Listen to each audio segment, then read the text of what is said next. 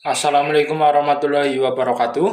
Perkenalkan, nama saya Haji Solehan dari kelas 11 TKR 1 nomor absen 2. Di sini saya akan membuat video menjelaskan dan mempresentasikan materi sistem sasis atau suspensi mata pelajaran PSPTKR Guru Mapel Pak Dwi Rahmat Hidayah.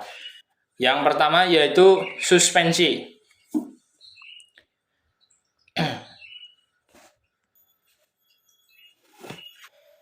Sistem suspensi terletak di antara bodi kendaraan dan roda-roda, dirancang untuk menyerap kejutan dari permukaan jalan sehingga menambah kenikmatan dan stabilitas berkendara serta memperbaiki kemampuan cakram roda terhadap jalan. Kemudian suspensi terdiri dari pegas, shock absorber, stabilizer, dan sebagainya. Pada umumnya, suspensi dapat digolongkan menjadi suspensi tipe ridik atau ridik axle suspension dan tipe bebas atau independent suspension. Kemudian ada fungsi suspensi. Yang pertama, selama berjalan kendaraan secara bersama-sama dengan roda, menyerap gerakan atau getaran, oscilasi, dan kejutan dari permukaan jalan. Hal ini untuk melindungi penumpang dan barang agar aman serta menambah kenyamanan dan kestabilan.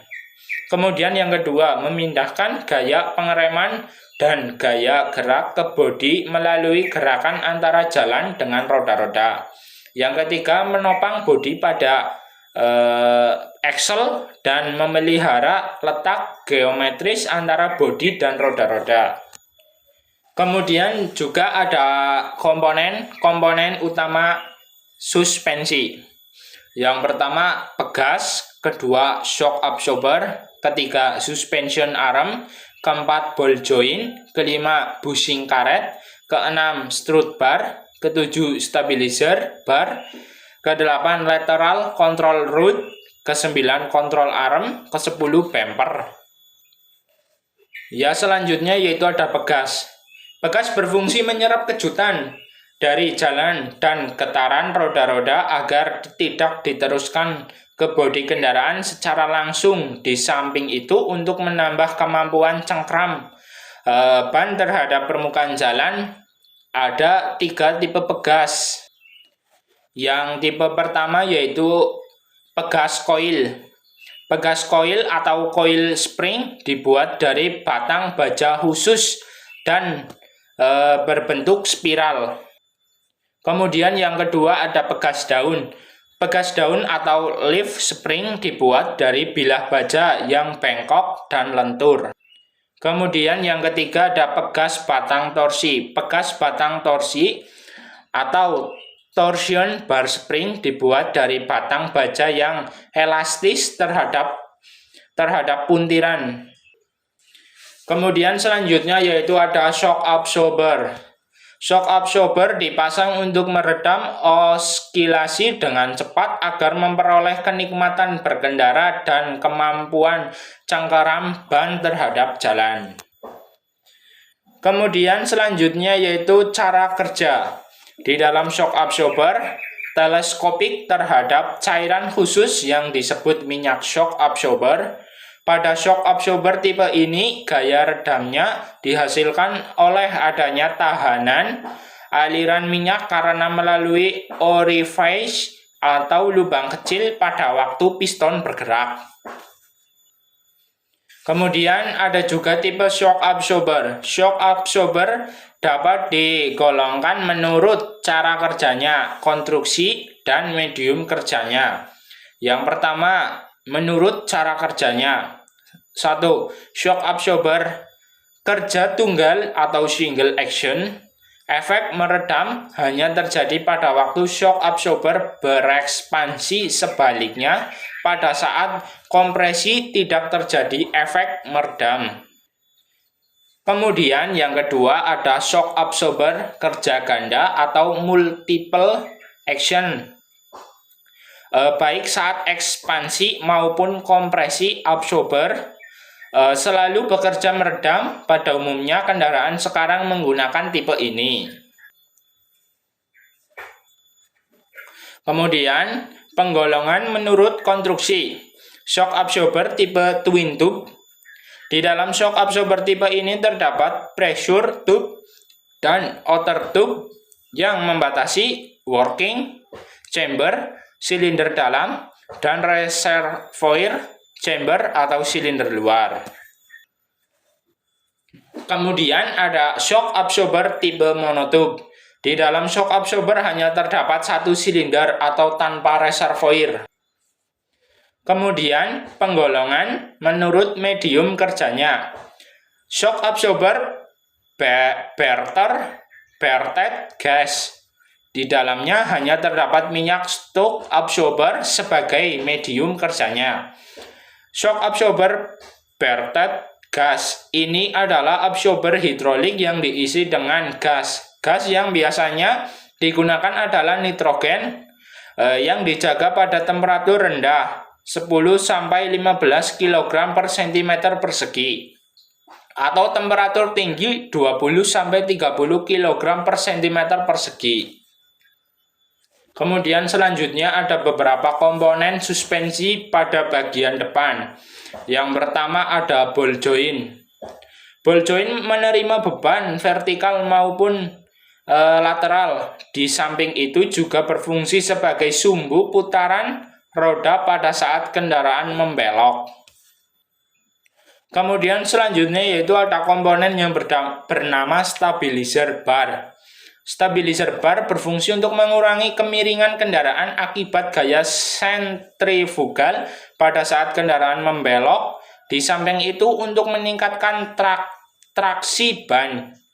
Untuk suspensi depan, stabilizer bar biasanya dipasang pada kedua lower arm melalui bantalan karet dan linking pada bagian tengah diikat ke frame atau bodi pada dua tempat melalui bushing. Kemudian selanjutnya ada komponen yang bernama strut bar. Bar berfungsi untuk menahan lower arm agar tidak bergerak maju atau mundur pada saat menerima kejutan dari permukaan jalan yang tidak rata atau dorongan akibat terjadinya pengereman. Kemudian selanjutnya ada lateral control hood. Lateral control hood dipasang di antara axle dan bodi kendaraan. Tujuannya untuk menahan axle pada posisi terhadap beban dari samping. Kemudian selanjutnya yaitu ada bumper. Pada saat kendaraan melalui jalan yang berlubang atau tonjolan besar, pegas, mengerut, dan mengembang secara berlebihan. Keadaan ini dapat menyebabkan kerusakan komponen lainnya. Untuk itu, bonding dan rebonding bumper dipasang sebagai pelindung frame, axle, shock absorber, dan lain-lain pada waktu pegas, mengerut, dan mengembang di luar batas maksimum. Kemudian juga ada tipe dan karakteristik suspensi. Menurut konstruksinya, suspensi dapat digolongkan menjadi dua tipe. Yang pertama yaitu suspensi rigid. Pada suspensi tipe rigid, roda kiri dan kanan dihubungkan dengan axle tunggal atau satu. Yang kedua ada suspensi mode bebas. Pada suspensi mode bebas, independen suspensi, biasa disebutnya seperti itu, masing-masing pada roda kiri dan kanan bergerak bebas atau independen. Kemudian ada sistem suspensi depan. Perbedaan besar antara suspensi depan dan belakang disebabkan roda depan dapat membelok kanan-kiri ketika kendaraan membelok atau melalui jalan yang tidak rata. Roda-rodanya menerima gaya dari permukaan jalan. Suspensi berfungsi untuk menyerap gaya-gaya ini agar kendaraan berjalan sesuai dengan arah yang diinginkan. Di samping itu untuk mencegah roda bergoyang. Dan juga selanjutnya yaitu ada tipe MacPherson strut. Suspensi tipe ini banyak digunakan pada roda depan mobil ukuran kecil dan medium. Selanjutnya yaitu ada tipe MacPherson strut dengan lower arm berbentuk L. Konstruksi ada beberapa macam bentuk lower arm yang digunakan untuk menopang roda dan bodi kendaraan, di antaranya adalah lower arm berbentuk L.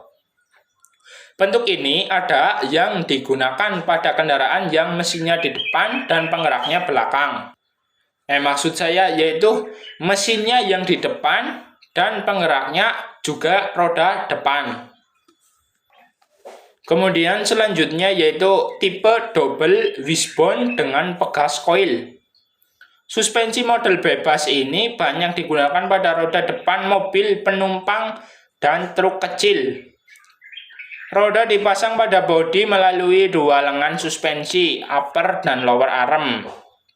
Shock absorber dan pegas koil dipasang di antara kedua arm tersebut di atas steering, knuckle, dan frame. Salah satu ujung dipasang pada bodi atau frame melalui bushing dan ujung lainnya.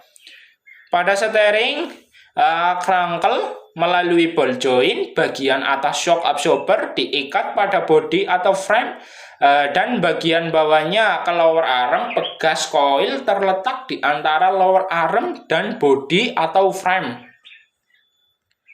Kemudian selanjutnya ada tipe double wishbone dengan batang torsi.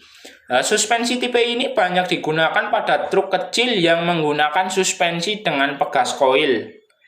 Batang torsi dipasangkan pada upper atau lower arm. Kemudian ada tipe pegas daun paralel. Suspensi tipe ini digunakan pada roda depan truk dan bus dan lain-lain sebagainya. Bagian tengah pegas daun diikatkan pada axle housing dengan menggunakan baut U. Sistem suspensi belakang. Pada umumnya suspensi belakang menerima berat yang berlebihan dan penumpang dan barang. Keadaan ini dapat diatasi dengan menggunakan pegas daun atau tipe pegas lain yang mempunyai konstan yang variabel, shock absorber yang diisi gas, dan lain-lain. Suspensi belakang dirancang agar axle selalu pada posisi yang benar, dan bila melalui jalan yang tidak rata, roda-roda melambung tanpa mempengaruhi kestabilan arah roda depan. Tipe pegas daun paralel. Suspensi rigid axle ini banyak digunakan pada suspensi belakang kendaraan komersial. Tipe axle yang biasa digunakan suspensi dengan pegas daun paralel disebut left axle, yaitu satu unit yang terdiri dari diferensial axle, shaft, dan wheel hub. Left axle dihubungkan dengan propeller shaft dan frame dan dapat bergerak naik turun bersama pegas. Tipe ini tahan terhadap beban, gaya pengereman, dan gaya penggerak. Selanjutnya ada tipe link atau tipe 4 link di antara suspensi rigid.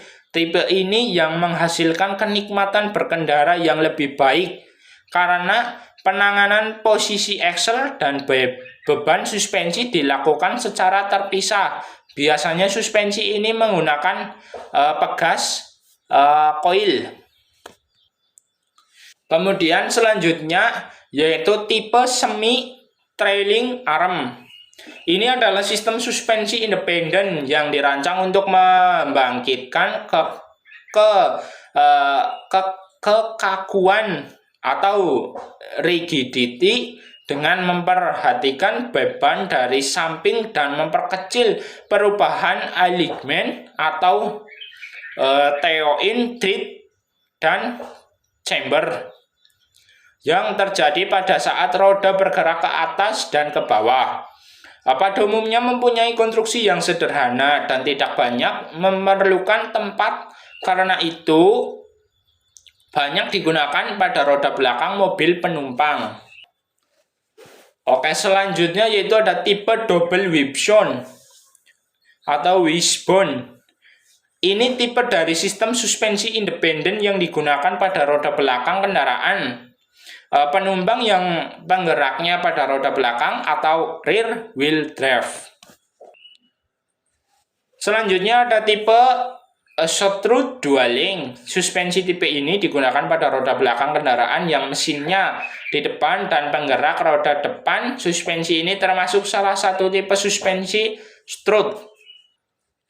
Kemudian ada tipe Trailing Arm dengan Twist Beam. Suspensi rigid ini digunakan pada roda belakang mobil kecil dengan penggerak roda depan. Sebelum saya mengakhiri video pada kali ini, saya akan menyampaikan sedikit yel-yel, yaitu SMK bisa, SMK hebat, Bunda Satria Jaya. Kemudian ada yel-yel TKRO, yaitu TKR, disiplin, komitmen, kompeten. TKR, jaya, jaya, jaya. Bunda Satria luar biasa. Mungkin cukup sekian dari saya. Billahi taufiq wal hidayah. Wassalamualaikum warahmatullahi wabarakatuh.